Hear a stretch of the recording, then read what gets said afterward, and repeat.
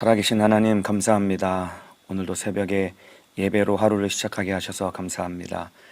주신 하루 주를 위해 살 수 있도록 주께서 은혜를 더하여 주옵소서. 자격 없는 죄인을 세우셨으니 오늘도 말씀 전하는 일에 성령의 지혜와 지식으로 주님의 기쁘신 뜻대로 사용하여 주옵소서. 일하실 주님을 기대하오며 예수님의 이름으로 기도하옵나이다. 아멘. 네, 오늘 은혜 받으실 하나님의 말씀은 마가복음 15장 33절에서 38절 말씀입니다. 마가복음 15장 33절에서 38절 말씀입니다. 성경을 찾아서 펼쳐보시길 바랍니다. 마가복음 15장 33절에서 38절 말씀입니다. 다 찾으신 줄로 알고 저는 여기서 여러분 계신 곳에서 저와 함께 한 목소리를 합독하여 읽겠습니다. 마가복음 15장 33절에서 38절 말씀입니다. 시작. 제6시가 되매 온 땅에 어두움이 임하여 제9시까지 계속하더니 제9시에 예수께서 크게 소리 지르시되 엘리 엘리 라마 사박다니 하시니 이를 번역하면 나의 하나님 나의 하나님 어찌하여 나를 버리셨나이까 하는 뜻이라. 곁에 섰던 자 중 어떤 이들이 듣고 가로되 보라 엘리야를 부른다 하고 한 사람이 달려가서 해웅에 신 포도주를 머금게 하여 갈대에 꿰어 마시우고 가로되 가만두어라 엘리야가 와서 저를 내려주나 보자 하더라. 예수께서 큰 소리 지르시고 운명하시다. 이에 성소 휘장이 위로부터 아래까지 찢어져 둘이 되니라. 아멘. 네, 오늘 마가복음 15장 33절에서 38절 말씀을 중심으로 예수로 산나 예수 위에 살자, 예수로 산나 예수 위에 살자라는 제목으로 마가복음 74번째 시간 하나님의 말씀을 나누도록 하겠습니다. 예수로 살게 되었다고 믿으시고 인정하시면 아멘 하시겠습니다. 예, 그렇다면은 예수로 살게 되었다면은 이제 우리는 예수를 위해 사는 믿음의 사람이 되어야 됩니다. 예, 오늘 본문은 예수님께서 십자가에서 운명하시기 전에 3시간 동안의 사건을 기록한 내용입니다. 예수님은 복음서에 의하면은 정확히 제3시에 십자가에 못 박히셔서 제9시에 운명하시게 됩니다. 우리 시각으로 따지면은 오전 9시에 예수님이 십자가에 못 박히신 후에 오후 3시에 6시간 동안 예수님이 십자가에 달려 계시다가 운명하시게 됩니다. 보면은 오늘 그 중간에 제6시에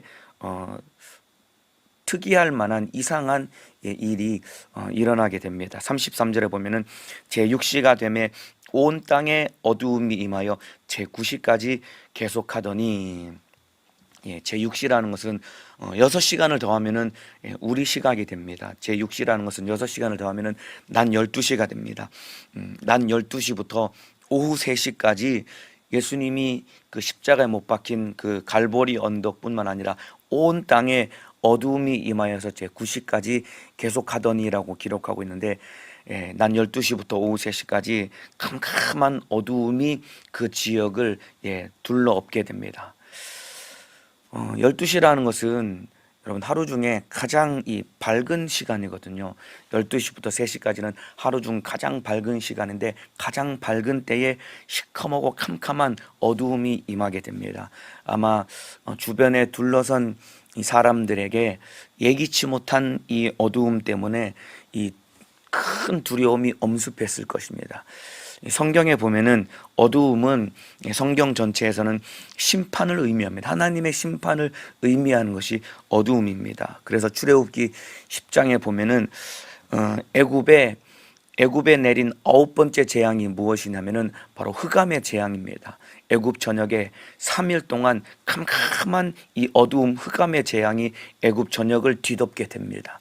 그리고 나서 9번째 재앙이 임한 다음에 10번째 재앙은 바로 애굽 전역에 첫 번째 태어난 모든 장자가 죽게 되는 그런 심판이 임하게 됩니다. 그러니까 9번째 재앙은 어두움의 재앙, 그리고 10번째 재앙은 바로 장자가 죽는 재앙인데 이 모든 것은 다 애굽을 향한 하나님의 심판의 메시지입니다. 여러분 이와 같이 갈보리산 위에 캄캄한 어두움이 3시간 동안 임한 다음에 여러분 하나님의 장자이신 예수 그리스도께서 우리를 대신해서 죽으셨습니다. 애굽의 모든 바로의 아들부터 육축의 짐승의 새끼까지 첫 번째 태어난 모든 것들은 다 죽는 심판이 임한 이후에 이스라엘 백성들이 애굽에서 출애굽하게 된 것처럼 갈보리산 언덕 위에 십자가에 못 박히신 예수님, 하나님의 장자이신 예수님이 우리를 대신해서 십자가에 못 박혀 죽으시는 이 재앙 심판을 당하셨기 때문에 저와 여러분이 구원을 얻게 되었습니다. 이 사실을 믿고 인정하시면 아멘 하시겠습니다. 이렇게 예수님이 우리 죄를 짊어지고 피 흘려 죽어주신 것입니다. 이때 34절에 캄캄한 이 어두움이 임한 다음에 제6시부터 9시까지 캄캄한 어두움이 임한 다음에 어두움이 끝나갈 무렵에 예수님이 십자가에서 절규하듯이 외치는 목소리가 있었습니다. 34절에 제9시에 예수께서 크게 소리 지르시되 엘리 엘리 라마 사박다니 하시니 이를 번역하면 나의 하나님 나의 하나님 어찌하여 나를 버리셨나이까 하는 뜻이라. 예수님이 마지막 운명하시기 전에 나의 하나님 어찌하여 나를 버리셨나이까 라고 하나님 앞에 절규하듯 이 외침을 우리 하나님 앞에 쏟아놓는 것입니다. 왜 그러냐면은 예수님이 짊어지신 인류의 모든 죄악 때문에 하나님 아버지의 진노가 그 아들에게 쏟아지게 된 것입니다. 하나님의 아들이실지라도 우리의 죄를 짊어지는 순간 죄의 싹은 사망이고 죄는 심판받아 마땅한 것이기 때문에 하나님의 진노가 그 아들에게 쏟아지게 된 것입니다. 자, 이 내용이 시편 22편 1절에 이미 예언되어 있고 기록된 내용입니다. 시편 22편 1절 말씀 제가 읽어드리겠습니다. 내 하나님이여 내 하나님이여 어찌 나를 버리셨나이까 어찌 나를 멀리하여 돕지 아니하옵시며 내 신음하는 소리를 듣지 아니하시나이까. 죄가 없는 하나님의 아들이시지만은 예수님이 우리의 죄를 짊어지고 십자가에 못 박히시는 순간 모든 인류의 죄 때문에 하나님의 진노가 그 아들에게 쏟아지게 된 것입니다. 그리고 진노의 결과로 여러분 영원 전부터 영원 후까지 한 번도 하나님 아버지와 그 아들 예수 그리스도는 참으로 분리된 적이 없이 영원 전부터 영원 후까지 그 두 분은 하나이셨던 관계인데 우리의 죄를 짊어지는 순간 처음으로 하나님 아버지로부터 그 아들 예수가 분리당하는 고통을 겪게 된 겁니다. 여러분 이것이 예수님에게는 가장 큰 고통이었거든요. 이 고통 때문에 견딜 수 없어서 예수님이 나의 하나님 어찌하여 나를 버리셨나이까. 예수님에게는 이것이 가장 큰 고통이었거든요. 채찍에 맞으심으로 온몸이 피로 얼룩지고 찢겨진 것도 고통이셨고 십자가에 손과 발이 못 박히셔서 피 흘리시는 것도 고통이셨고 가시면류관을 쓰시고 참으로 이 온 얼굴이 피로 범벅이 되는 것도 고통이셨고 십자가에서 숨을 헐떡이면서 목숨을 잃어가는 것도 예수님에게는 큰 고통이셨지만은 그와 비교할 수 없는 고통이 무엇이냐면은 바로 하나님 아버지로부터 분리되는 이것이 예수님께는 가장 큰 고통이었거든요. 여러분 지옥이 어떤 곳인지 아십니까? 지옥은 하나님으로부터 영원히 분리된 자가 들어가는 곳이 지옥입니다. 물론 지옥에서 활활활 불타는 그 불꽃 속에 들어갔을 때 견딜 수 없는 그 뜨거움도 영원한 고통이기는 하겠지만은 그것보다 더 큰 고통은 무엇이냐면은 그 지옥에 들어가는 순간 영원히 하나님을 만날 수 있는 기회를 영원히 잃어버리는 것이기 때문에 이것이 지옥에 간 영혼에게는 가장 큰 고통인 것이다 이 말입니다. 지옥에서 영원히 하나님을 만날 수 없는 그 고통의 문제를 해결해 주시려고 죄 없는 하나님의 아들 예수가 십자가에 못 박히셔서 아버지는 아들을 버리고 아들은 아버지로부터 버림당하는 하나님과 아들이 분리당하는 그 참혹한 그 고통을 예수님이 친히 겪으셨던 이유는 예수님이 그 고통을 겪으셔야지 하나님과 분리된 우리를 다시 하나 되게 만드는 이 새롭고 산 길을 여실 수 있기 때문에 우리 주님이 고통을 당하신 것이다 이 말입니다. 그러면서 예수님이 엘리 엘리 라마 사박다니, 이 말은 아람어입니다. 예수님이 아람어로 엘리라는 것은 나의 하나님이라고, 십자가에서 예수님이 하나님이라고 부르셨습니다.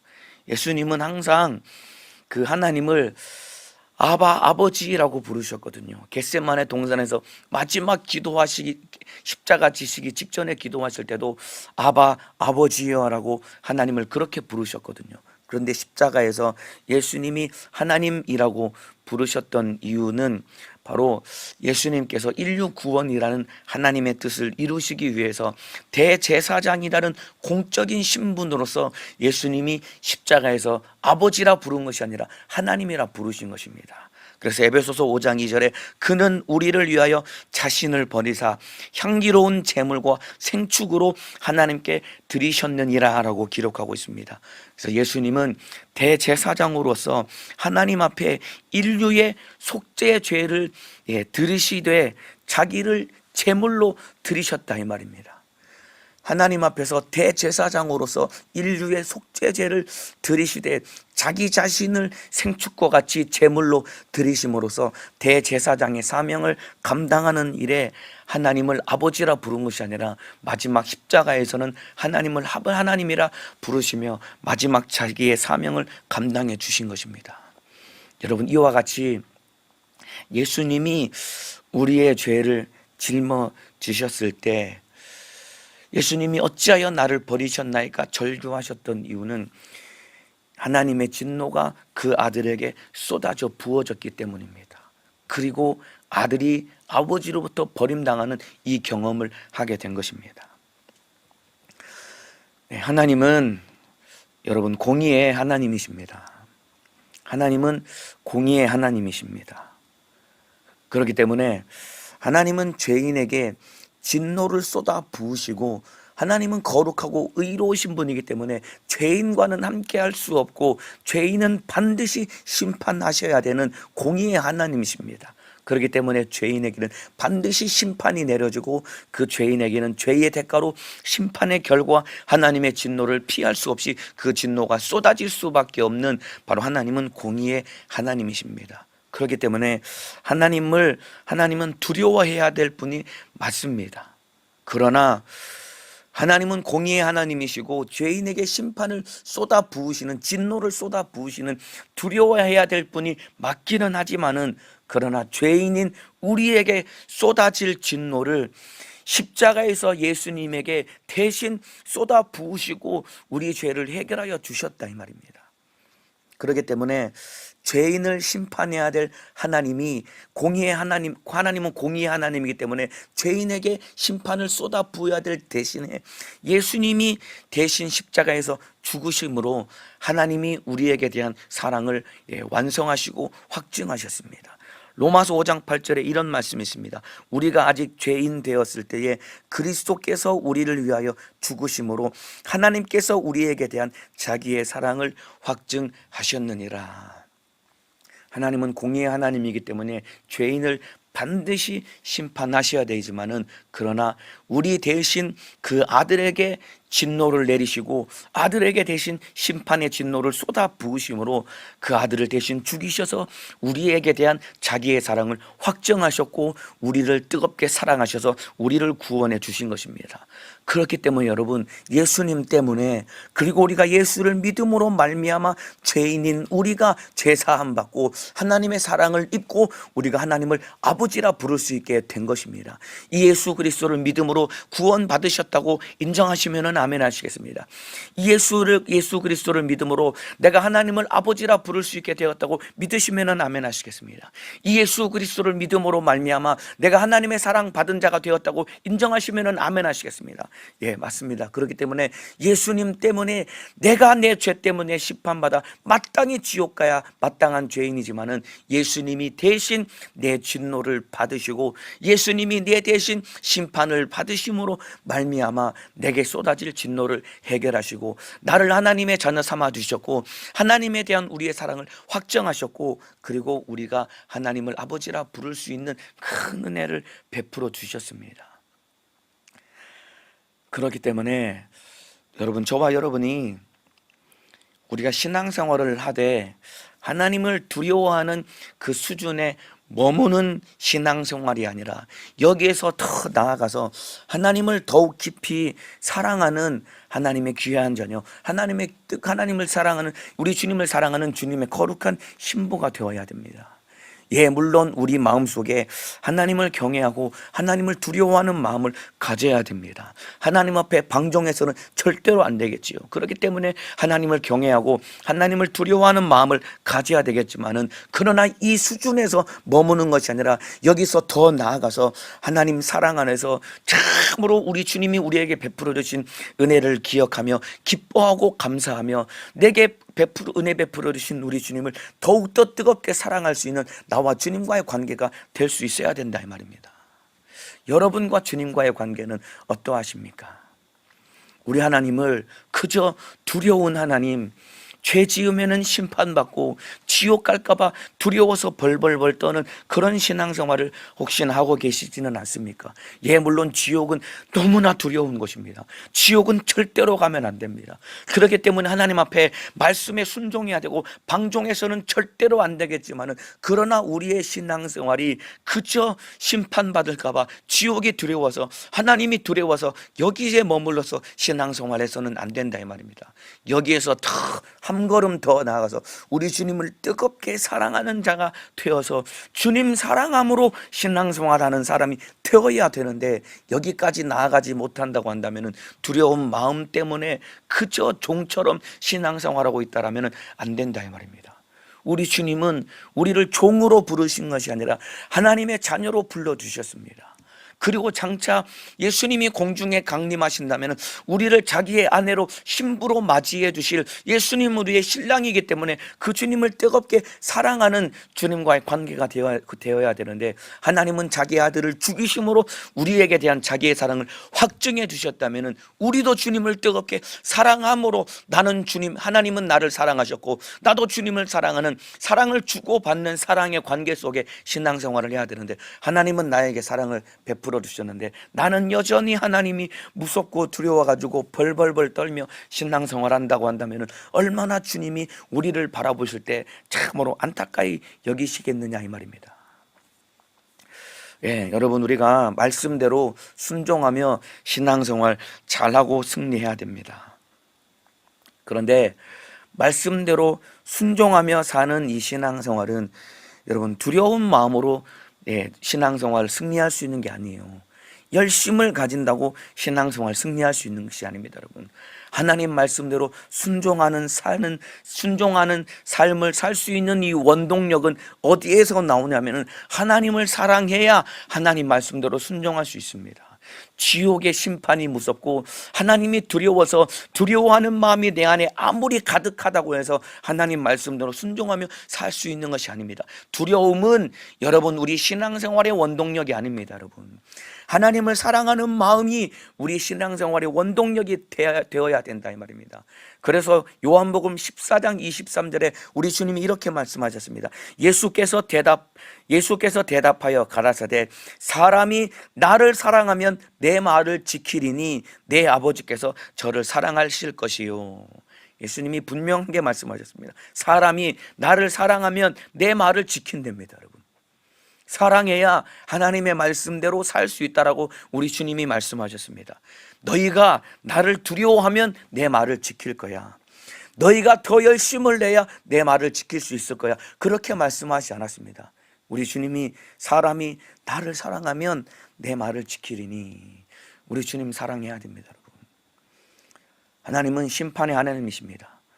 그리고 죄인에게는 가차없이 진노를 쏟아 부으시는 하나님입니다. 그런데 나에게 쏟아질 죄의 대가로 인한 심판과 진노를 예수님에게 대신 쏟아 부으셔서 그 예수님을 십자가에 못 박아 죽이심으로 우리에게 대한 자기의 사랑을 확증하셨다 이 말입니다. 우리에게 하나님의 사랑을 쏟아 부어 주셨다 이 말입니다.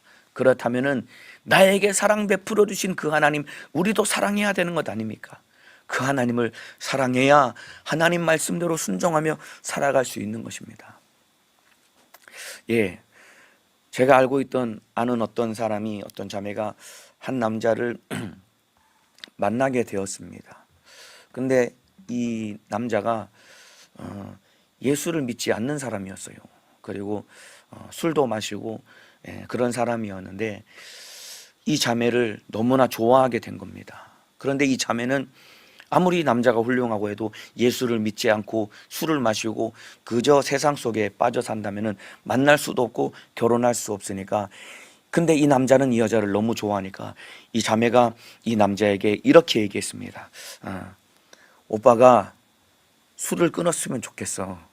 오빠가 예수를 믿고 술을 끊으면은 내가 오빠를 만나는 것을 생각해 볼게 라고 그렇게 얘기를 했는데, 여러분 놀랍게도 정말 이 남자가 이 여자를 사랑하는 마음 때문에 여러분 그 오랜 세월 동안 술을 마시고 뭐 세상에서 직장 생활하고 사회생활 하려면은 술을 마시지 않을 수가 없음에도 불구하고 자매를 너무 사랑하니까 그토록 좋아했던 술을 끊어버리고 그리고 예수를 믿고 구원받아서 결혼해서 행복하게 잘 산다는 얘기를 제가 들었거든요. 이와 마찬가지입니다. 아무리 술을 끊으려고 애쓰고 노력하고 술 마시면은 술 때문에 간암도 걸리게 되고 강경화도 걸리게 되고 건강도 해치고 이 술 마시면은 빨리 죽게 됩니다. 이렇게 아무리 이 술 마시면은 오래 살지 못하고 죽는다고 아무리 얘기를 해도 여러분 술 못 끊습니다, 여러분. 그런데 내가 너무나 사랑하는 그 여자가 술을 끊었으면 좋겠어. 오빠가 술을 끊었으면 좋겠어. 나는 그래야 오빠를 만날 수 있어. 나는 그 한마디를 듣고 그 여자를 사랑하는 마음 때문에 술을 끊었다라는 얘기를 들으면서 여러분 우리의 신앙생활도 똑같습니다, 여러분. 하나님을 사랑해야 하나님 말씀대로 살아갈 수 있는 것입니다, 여러분. 여러분에게 예수님은 어떠한 분이십니까, 여러분? 여러분에게 하나님은 어떠한 분이십니까? 두려운 분 아닙니까, 여러분? 여러분 예수님 우리 신랑이라고 고백하지 않습니까, 여러분? 신랑인데 신랑이 무서우면은 어떻게 예수님이 우리의 남편이 될 수 있겠습니까, 여러분? 그 주님을 뜨겁게 사랑함으로 우리 주님과의 신령한 관계 속에 우리 주님을 사랑함으로 말씀대로 순종하며 살아가는 믿음의 사람 되시기를 예수님의 이름으로 축복합니다. 아까 말씀드린 것처럼 하나님을 두려워하는 하나님의 수준에 머물지 말고, 맞습니다. 하나님은 심판하시고 진노를 쏟아부으시는 참으로 가차없이 죄인을 지옥에 보내시는 두려운 하나님이 맞지만은 우리에게 쏟아부을 진노를 예수님에게 대신 쏟아부으심으로 우리에게 대한 사랑을 확증하셨기 때문에 이제는 우리도 그 하나님을 뜨겁게 사랑함으로 신앙생활에 승리하시기를 예수님의 이름으로 축복합니다. 여러분 이와 같이 우리에게 쏟아질 진노를 예수님에게 대신 쏟아 부으심으로 예수님이 그 십자가에서 나의 하나님 어찌하여 나를 버리셨나이까, 예수님이 버림당하는 고통 가운데 예수님이 절규하셨다 이 말입니다. 이때 여러분 아까 말씀드린 33절에 보면은 제6시가 되매 온 땅에 어두움이 임하여 제9시까지 계속하더니 라고 기록이 되어 있습니다. 여러분 어두움이 임했다라는 것은 여러 가지 많은 의미가 있지만은 어떤 사람은 이렇게 표현을 했습니다. 어두움이 임했다는 것은 십자가에서 그 당하는 그 아들의 고통을 더 이상 바라볼 수 없으셨던 아버지께서 눈을 돌리시고 고개를 돌리시고 눈을 감으셨다라고 어떤 사람은 그렇게 표현을 했습니다. 그 절규하는 고통 가운데 아버지가 차마 그 아들의 고통을 더 이상 바라볼 수 없기 때문에 아버지가 고개를 돌리고 눈을 감으셨다라고 그렇게 어떤 사람을 표현을 하고 있습니다.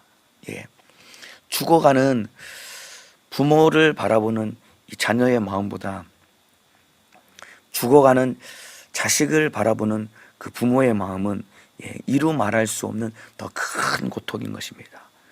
이와 같이 하나님이 그 아들을 버리시고 우리를 살리신 것입니다. 온 땅에 어두움이 임한 것은 더 이상 그 아버지께서 아들이 당하는 고통을 바라볼 수 없기 때문에 차라리 어두움으로 덮어버리시고 아버지께서 고개를 돌리시고 눈을 감으셔서 그 아들의 죽으심을 받으시고 인류를 구원하시기 위한 하나님의 뜻과 섭리였던 것입니다, 여러분. 그런데 35절 36절에 보면은 곁에 섰던 자 중에 어떤 이들이 듣고 가로되 보라 엘리야를 부른다고 한 사람이 달려가서 해용의 심포도를 머금게 하여 갈대에 깨어 마시우고 가로되 가만두어라 엘리야가 와서 저를 내려주나 보자 하더라. 여러분 그 아들이 그렇게 끝까지 고통당하며 절규하는데 참으로 어리석고 미련에 터진 인간들은 끝까지 예수님을 조롱하는 겁니다, 여러분. 야야야, 엘리 엘리 라마 사박단 하니까, 엘리라고 하니까 엘리야라는 표현 단어와 비슷하니까, 야 엘리야가 저로 와서 구원 하나 보자라고 그 자리에서 또 구경을 하는 겁니다. 그렇게 잔인하고 예수를 조롱하고 비참하게 조롱하는 그 인간들의 모습, 여러분 이쯤 되면은 참으로 우리 인간 같았으면은 하나님 아버지께서 아들아 이제 그만하자, 십자가에서 내려와라. 아들 같으면은 아버지 저 이제 그만하겠습니다, 도저히 못 참겠습니다, 그리고 십자가에서 내려오실 법도 한데, 우리 하나님께서는 끝까지 아들을 버리시고 아들 예수님께서는 끝까지 아버지로부터 버림당한 채로 우리 죄를 짊어지고 피 흘려 죽으시고 끝까지 참아주셨기 때문에 저와 여러분이 구원을 얻게 된 것이다 이 말입니다. 그리고 마지막 사람들의 조롱하는 그 조롱 속에 예수님이 37절에 마지막 큰 소리를 지르시고 운명을 하십니다. 37절에 예수께서 큰 소리를 지르시고 운명하시다. 드디어 예수님이 십자가에서 숨을 거두시고 운명을 하시게 됩니다. 여기 보면은 예수님이 큰 소리를 지르시고 운명하셨다라고 기록하고 있는데, 여러분 이 사실은 예수님의 죽으심이 보통 사람들의 십자가의 죽음과는 다르다는 것을 분명하게 의미하고 있는 표현입니다, 여러분. 예수님이 십자가 달린 채로 큰 소리를 지르셨다는 것은 보통 사람들의 죽음과는 확실하게 다르다는 것을 분명하게 기록하고 알려주고 있는 것입니다. 왜 그러냐면은 여러분, 보통 일반적인 사람들은 십자가에서 마지막 숨을 거두고 죽게 될 때 어떻게 죽게 되냐면은 모든 힘이 다 소진된 채로 마지막엔 결국 호흡 곤란으로 죽게 되거든요. 여러분 정확히는 십자가의 처형은 말이죠, 이 출혈로 죽는 게 아닙니다. 물론 손과 발에 못을 박지만은 이 출혈로 죽는 것이 아니라 십자가에 달린 채로 온몸이 축 처지게 되면은 여기 이제 가슴에 감당할 수 없는 압박이 가해지기 때문에 폐가 움직일 수 없어서 숨을 쉬지 못한 채 결국은 호흡 곤란으로 이 숨이 끊어져서 죽는 겁니다. 그러니까 숨을 쉴 수 없기 때문에 소리도 지르지 못한 채 마지막에 결국 기진해서 아무 소리도 못한 채 그냥 쭉 늘어진 채로 죽게 되는 거거든요. 근데 예수님이 큰 소리를 지르셨다는 것은 다른 사람들의, 일반 사람들의 죽음과는 다른 것인데, 이것이 어떤 의미가 있냐면 예수님이 큰 소리를 지르셨다는 것은 마치 이와 같습니다. 여러분, 이 결승선을 통과하는 선수와 같이 여러분 예수님이 지르신 큰 소리는 마지막 정복과 승리의 선포와 같은 것입니다, 여러분.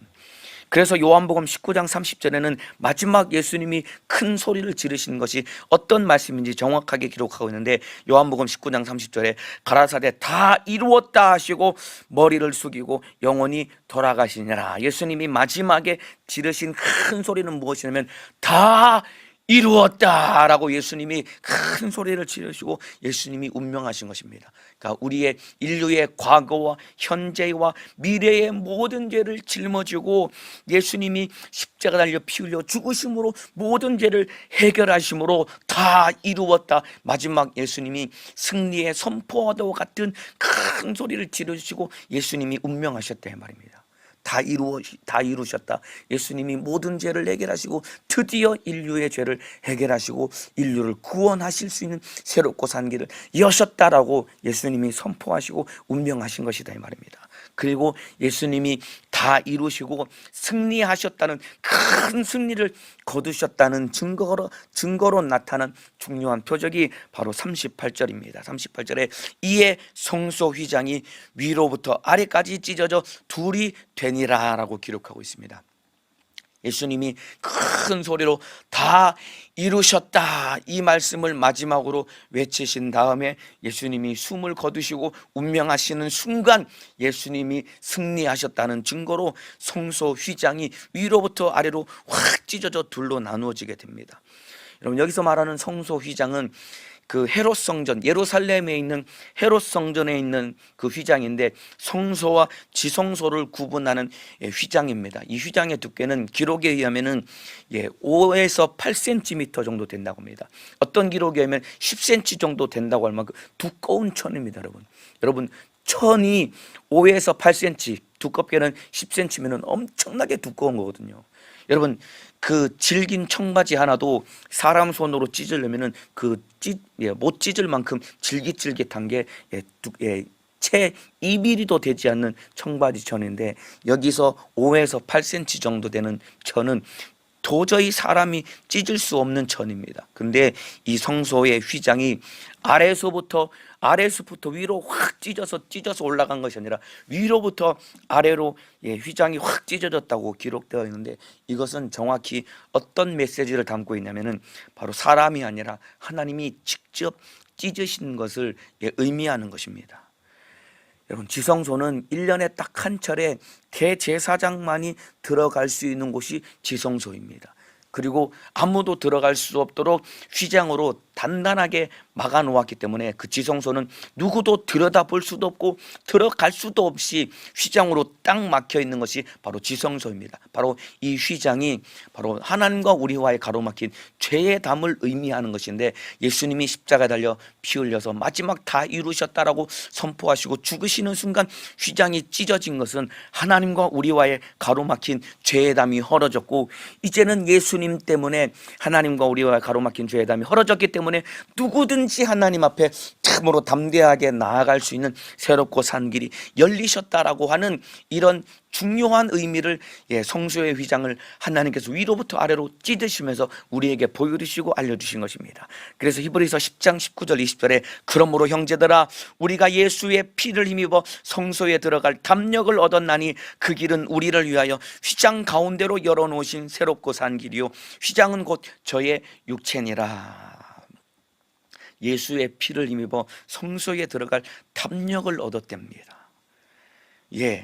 그 길은 우리를 위하여 휘장 가운데로 열어놓으신 새롭고 산 길인데, 휘장은 곧 저의 육체니라. 예수님이 십자가에서 살을 찢고 물과 피를 다 흘리심으로 하나님과 우리와의 가로막힌 죄의 담을 허셨고, 그 표적으로 휘장을 찢으심으로 우리 주님 앞에 나아갈 수 있는 새롭고 산 길을 열어주셨기 때문에 우리는 언제든지 날마다 담대하게 예수의 피를 힘입고 하나님 앞에 나아갈 수 있는 것입니다. 그래서 우리가 예수 그리스도의 보혈의 공로를 의지하고 믿음으로 우리가 구원을 받아 하나님의 자녀가 되었고, 예수 그리스도의 보혈의 피의 공로를 믿고 의지함으로 언제든지 주님 앞에 나와 예배드리고 주님을 만날 수 있게 되었고, 예수 그리스도의 보혈의 피를 의지하고 믿는 믿음을 가지고 마지막 주님 공중에 강림하실 때에 그 예수의 보혈을 옷 입고 우리가 주님의 신부가 되어서 주님을 만날 수 있는 참으로 주님의 신부의 자격을 부여받은 자가 되었다 이 말입니다. 예수 그리스도 예수님이 십자가 달려 피 흘려 죽으심으로 우리와의 관계를 회복시켜 주신 것입니다. 하나님과 우리 인간과의 관계가 회복되었고 죄의 담이 무너진 것입니다. 에베소서 2장 14절에 이런 말씀이 있습니다. 그는 우리의 화평이신지라. 둘로 하나를 만드사 중간에 막힌 담을 허시고, 중간에 하나님과 우리와의 가로막힌 담을 허시고 하나님과 우리와의 화평할 수 있는 길을 열어주셨다 이 말입니다. 여러분, 초대교회 사도행전에 보면은 초대교회의 제사장들이 많은 제사장들이 예수를 믿고 구원받았다라는 기록이 있습니다. 사도행전 6장 7절입니다. 하나님의 말씀이 점점 왕성하여 예루살렘에 있는 제자의 수가 더 심히 많아지고 허다한 제사장의 무리도 이 도에 복종하니라. 허다한 제사장의 무리도 이 도에 복종하니라. 예수를 믿고 구원받았다는 거예요.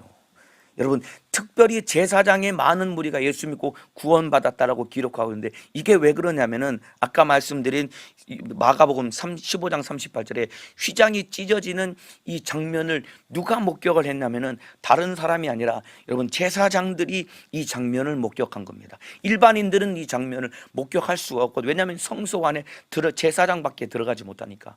그러니까 성소가 위로부터 아래로 확 찢어진 장면을 제사장이 목격하고 얼마나 충격을 받았겠습니까? 근데 며칠 뒤에 그 제자들이 예수님이 부활하셨다는 소식을 막 전할 때 제자들이 충격받은 그 표적을 바라본 그 믿음 마음 가운데 복음이 들려올 때 이들이 예수 믿고 구원받게 된 것은 이 현장을 눈으로 목격했기 때문이다 이 말입니다. 이만큼 하나님과 우리와의 관계, 예수님이 피 흘려 죽으셔서 우리의 죄를 해결해 주신 것입니다. 여러분, 예수님은 십자가에서 아버지로부터 버림을 당하시고 그리고 죽으심으로 말미암아 하나님의 말씀을 이루셨고 사명을 완수하셨습니다. 그리고 사도 바울은 십자가에서 죽으신 예수를 만난 사도 바울이 뭐라고 고백했냐면은 하나님이 죄를 알지도 못하신 자로 우리를 대신하여 죄를 삼으신 것은 우리로 하여금 죄 안에서 하나님의 의가 되게 하려 하심이니라. 죄를 알지도 못한 자를 우리를 대신하여 죄를 삼으셨다라는 것입니다. 예수님이 우리 죄를 짊어지고 피 흘려 죽으심으로 우리 죄를 해결하셨고 하나님께서 우리에게 대한 자기의 사랑을 확증하셨다라고 했습니다. 그렇다면 아까 말씀드린 대로 우리도 주님을 뜨겁게 사랑해야 됩니다. 다 이루었다 하시고 죽으신 예수 그리스도의 은혜로 우리가 살게 되었습니다. 예수님의 은혜로 말미암아 우리가 살게 되었다고 한다면 이제 내가 아닌 주를 위해 살아야 되는 것이 우리의 삶이요 신앙생활인 것입니다. 그래서 오늘 제목이 예수로 산나 예수 위해 살자라고 오늘 제목을 정했습니다. 예수님 때문에 내가 살게 되었습니다. 그렇다면 나도 이제는 예수 위해 살아야 됩니다. 하나님이 두렵기 때문에 주를 위해 살아야 되는 것이 아니라 주님을 사랑함으로 주를 위해 살아야 되는데, 갈라디아서 2장 20절에 우리 주님이 바울을 통해 이렇게 말씀하고 계십니다. 내가 그리스도와 함께 십자가에 못 박혔나니 그런즉 이제는 내가 산 것이 아니요 오직 내 안에 그리스도께서 사신 것이라. 이제 내가 육체 가운데 사는 것은 나를 사랑하사 나를 위하여 자기 몸을 버리신 하나님의 아들을 믿는 믿음 안에서 사는 것이라 라고 기록하고 있습니다. 여러분, 내가 그리스도와 함께 십자가에 못 박혔나니, 여러분, 예수님이 골고다 언덕에서 못 박히신 그 십자가에 예수님과 함께 누가 같이 달려 있었냐면 바로 저와 여러분이 이 십자가에 달렸다 이 말입니다. 그래서 그 십자가에 달려 있을 때, 그 십자가에서 나는 죽어졌지, 달려 있을 때 그 십자가에서 나는 죽어졌지만은 예수님이 살아나셨기 때문에 이제는 내가 산 것이 아니요 오직 내 안에 예수께서 사신 것이다 라고 기록하고 있는 것입니다. 그래서 이제 저와 여러분, 죄로 죽은 내가 아니라 예수님의 생명으로 이제 저와 여러분은 살게 된 것이다 이 말입니다. 제가 아는 어떤 분이 갑자기 몸이 안 좋아져서 병원에서 검사를 받아보니까 이 신장이죠, 신장, 이 쓸개라고 하죠. 콩팥이라고 하죠. 이 신장이 확 다 망가져가지고 신장의 기능이 7%까지 떨어진 거예요. 얼마 있다 또 갔는데 5%까지 떨어질 만큼 신장의 기능이 거의 망가지고 죽게 된 겁니다. 그러니까 몸은 점점 마르고 기력은 없어지고 조금만 더 있으면은 투석을 해야 되고 그냥 내버려 두면 얼마 있다 죽게 되는 그런 상황이 되었는데, 너무나 다행히도 그 아들이 조직 검사를 했는데 그 어머니와 그 똑같이 신장 그 이식할 수 있는 조건이 맞았기 때문에 그 아들이 신장을 떼어가지고 어머니에게 이식을 해주는 순간 어머니의 건강이 회복되고 건강하게 잘 살게 되는 모습을 제가 봤거든요. 건강한 신장을 이식받아서 다 죽어가던 사람이 다시 살 수 있게 된 것과 똑같이 보세요 여러분, 내가 그리스도와 함께 십자가에 못 박혔나니 그런즉 이제 내가 산 것이 아니요 오직 내 안에 그리스도께서 사신 것이라. 여러분, 예수 믿고 구원받은 우리는 죄로 죽은 나로 사는 것이 아니라 예수님의 생명으로 사는 것입니다. 여러분, 예를 들면은 이와 비슷한 겁니다. 여러분, 예를 드는 겁니다.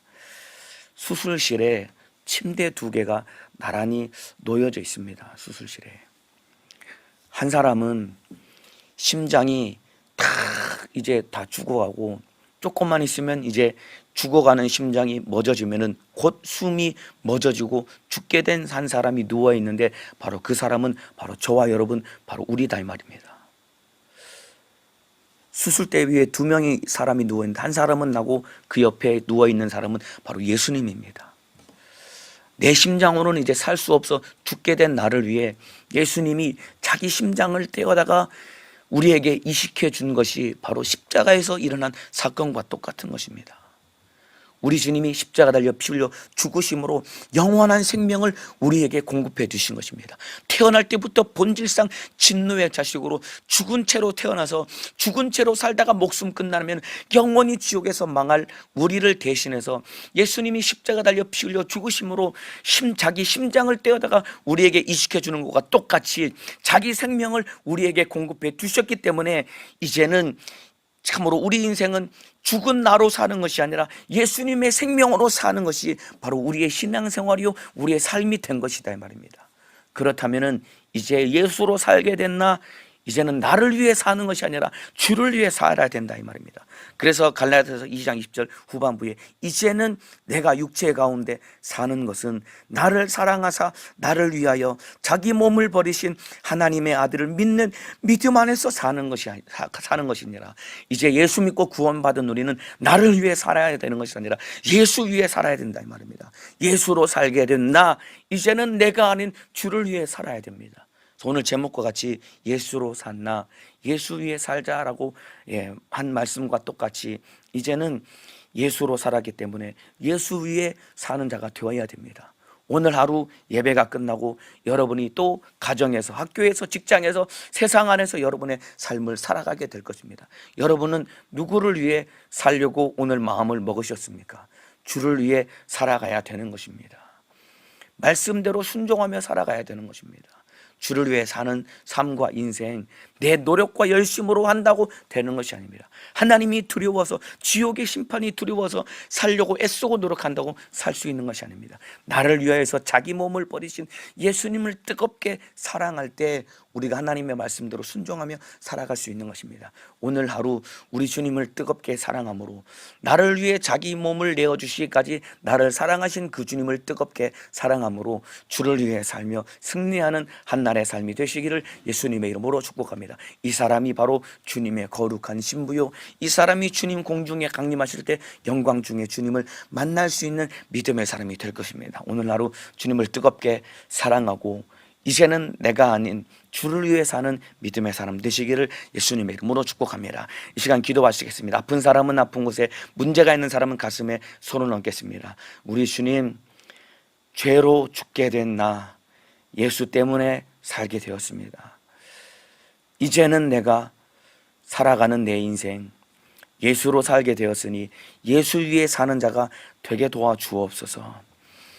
주를 위해 사는 인생, 하나님이 두렵고 그리고 내 열심을 내야 되기 때문에 주를 위해 사는 것이 아니라 나를 사랑하신 우리 주님, 나도 뜨겁게 사랑함으로 주를 위해 살 수 있는 주님 사랑받고 주님 사랑하는 믿음의 관계가 되게 도와주옵소서. 우리 주님이 자기 목숨을 내어주시고 아버지는 아들을 내어주기까지 우리를 사랑하셨으니 나도 그 주님 뜨겁게 사랑하는 믿음의 사람 되게 도와주옵소서. 그러나 악한 마귀 사단 귀신 역사는 주님 사랑하지 못하게 만들고 두렵게 만들고 예수로 살게 되었는데 예수 위에서 살지 못하도록 이 원수는 악착같이 괴계를 부리고 가로막고 방해할 것입니다. 이 원수를 몰아내고 예수로 승리하게 도와주옵소서. 나사렛 예수님의 이름으로 명하노니 죄짓게 만들고 주님 사랑하지 못하게 만들고 두렵게 만들고 주님 뜻대로 살지 못하게 만드는 이 못된 마귀 사단 귀신 질병 역사야, 예수님의 이름으로 명하노니 떠나갈지어다. 예수님의 이름으로 명하노니 떠나갈지어다. 떠나갈지어다. 떠나갈지어다. 떠나갈지어다. 떠나갈지어다. 떠나갈지어다. 우리 주님, 나간 귀신은 다시는 들어오지 못하게 도와주시고 주님 사랑하며 승리하게 도와주옵소서. 주의 사자 영육의 강건함으로 주님 심정구리 영혈정으로 강건하게 사용하여 주옵소서. 두 손 높이 들고 주여 삼창하오 기도하시겠습니다. 주여, 주여, 주여.